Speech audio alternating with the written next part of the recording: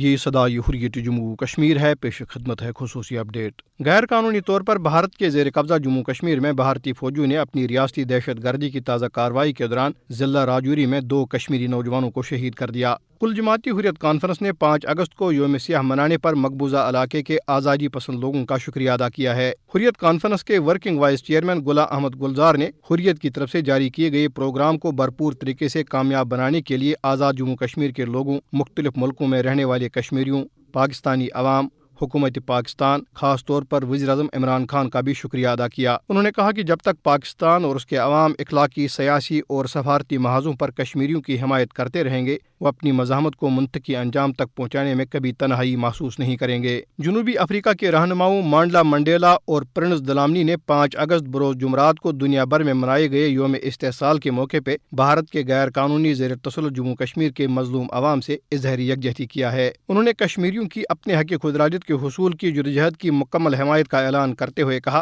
کہ جنوبی افریقہ نے دہائیوں تک کشمیریوں کی حمایت کی ہے اور وہ ان کے حق خود ارادیت کے حصول تک اپنی حمایت جاری رکھے گا۔ انہوں نے کہا کہ تمام امن پسند اقوام جموں کشمیر اور اس کے عوام کے ساتھ کھڑے ہیں۔ مانڈلا منڈیلا نے 5 اگست 2019 کے بھارتی غیر قانونی اقدامات کی شدید مذمت کرتے ہوئے بھارت پر زور دیا کہ وہ بین الاقوامی قانون کا احترام کرے یا پھر انسانیت کے خلاف اپنے جرائم کے نتائج بھگتے۔ چین نے تنازع کشمیر پر اپنے مستقل اور واضح موقف کا اعادہ کرتے ہوئے اس دیرینہ تنازع کے اقوام متحدہ کے چارٹر، سلامتی کونسل کی قراردادوں اور 2 طرفہ معاہدوں کے تحت پرامن حل پر زور دیا ہے۔ خصوصی اپڈیٹ ختم ہوا۔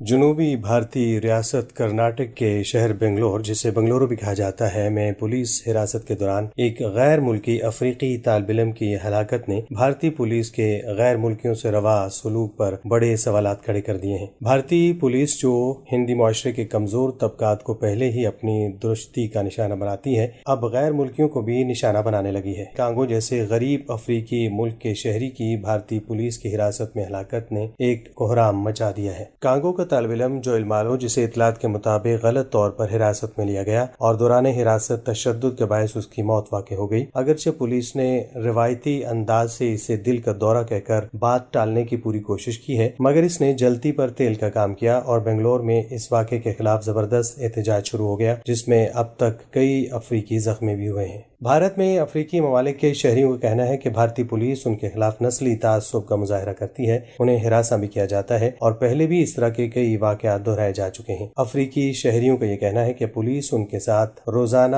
امتیازی سلوک روا رکھتی ہے، تھانوں میں ان پر تشدد ایک معمول بن چکا ہے۔ ہندی پولیس ایسے غیر قانونی اقدامات کے لیے پہلے ہی بری شہرت رکھتی ہے جو تشدد، ماورائے عدالت قتل جیسے جرائم کا ارتکاب کرتی ہے۔ اس طرح کے واقعات آئے روز بھارت بھر میں تنازعات کا سبب بنتے ہیں۔ بھارتی پولیس کے زیر حراست قتل سے وہاں کے نظام انصاف کی قلی کھل چکی ہے۔ اعداد و شمار کے مطابق پولیس کے مظالم کا نشانہ زیادہ تر مسلمان اور نچلی ذات کے ہندو بنتے ہیں۔ عالمی ادارے اور انسانی حقوق کی تنظیمیں بھی اس ضمن میں اپنی تشویش ظاہر کرتی ہیں، مگر بھارتی انتہا پسند حکومتی طبقہ اس پر ذرا بھی کان نہیں دھرتا۔